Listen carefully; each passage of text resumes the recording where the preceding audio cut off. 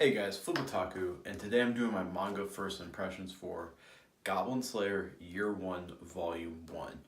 Now, I've watched the Goblin Slayer anime, I've read what is out of the mainline series, and so far I've enjoyed it. There's a lot of things that go against what I normally like, gratuitous nudity, sexual violence, but there's something about the Goblin Slayer universe that I'm kind of drawn to, and I decided to pick this up. And I usually wait with manga first impressions till there's a couple volumes out, but it seems like this series, particularly Year 1, is kind of releasing slowly.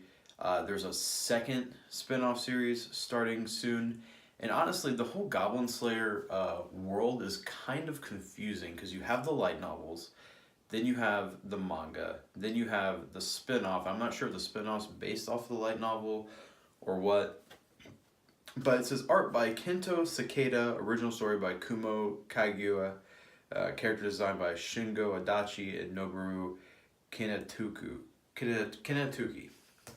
Now, right away, this is a solid first volume. The standout feature here is definitely the art. The story is very much typical Goblin Slayer story. If you like that story, you're gonna enjoy it. But if not, I enjoy it, but I recognize that it's kind of bad.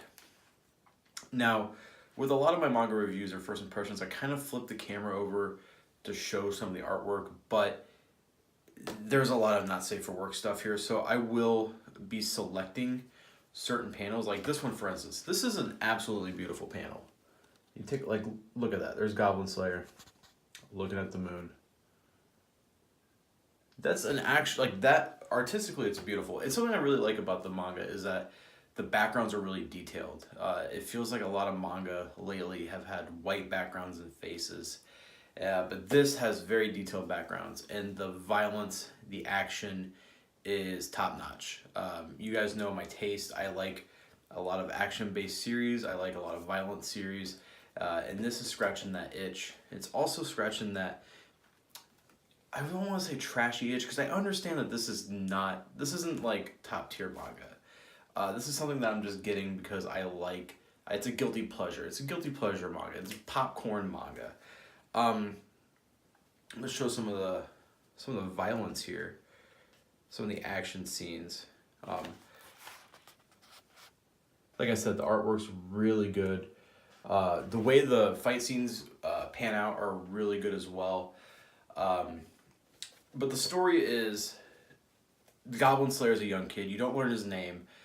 His village is attacked by goblins, and his big sister tells him to go down in the cellar, where he spends a couple days, I think 3 days, eating dirt to get by and trying to survive off that.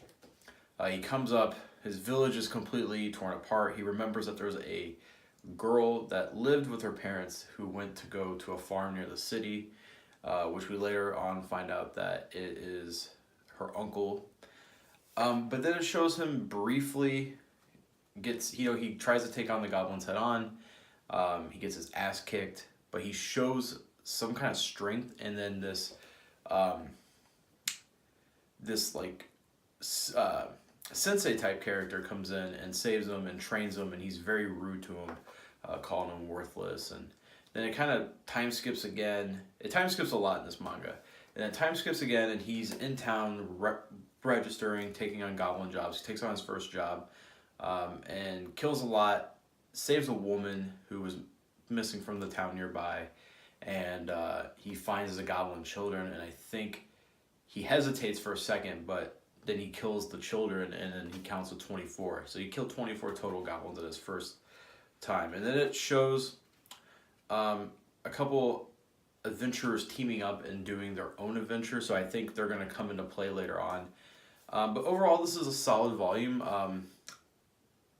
I think it's a little overpriced though. Yen Press is charging $13 for this. I do not think it is worth $13. Of course, you can find it cheaper on Right Stuff or In Stock Trades or Amazon even. But I will be continuing the side story, and I will be having a review for the impressions for the mainline Goblin Slayer manga here shortly. And then there's another spinoff called Brand New Day, I believe, that is coming out very soon. And something also that I like, I'm not a light novel reader at all, and this is based on a light novel, but in the back it's got like an exclusive short story written by the light novel author. And I actually read it and I kind of enjoyed it. So, but anyways, that's Goblin Slayer. Don't go in expecting much. You're going to have fun. There's a lot of violence. There's a lot of graphic content. Very not safe for work. It even tells you right there, warning parental content. But overall, I had fun. Like, look at this. The artwork is really good. The details in the panels, the details in the fight, there's a lot of lightning bolts. The art definitely carried this, and if you're a fan of Goblin Slayer already and you want more, pick it up. But other than that, stay away. If you already know you don't like Goblin Slayer, you're definitely not going to like this. But anyways, guys, that's my manga first impressions. Leave me a comment down below. Let me know, are you guys enjoying Goblin Slayer, the mainline series? Are you guys enjoying the spin-offs? It just feels like this series came out of nowhere, blew up in popularity, and now we're got the light novel, the manga based on the light novel, this spin-off, and then another spin-off. So it seems like there's so much content, and then the anime. There's so much Goblin Slayer content. I actually like Goblin Slayer, the anime, so much that I ordered my first Nino droid. That should be coming in September of Goblin Slayer. It's kind of cute. But anyways, guys, thanks for watching. Flip Otaku out.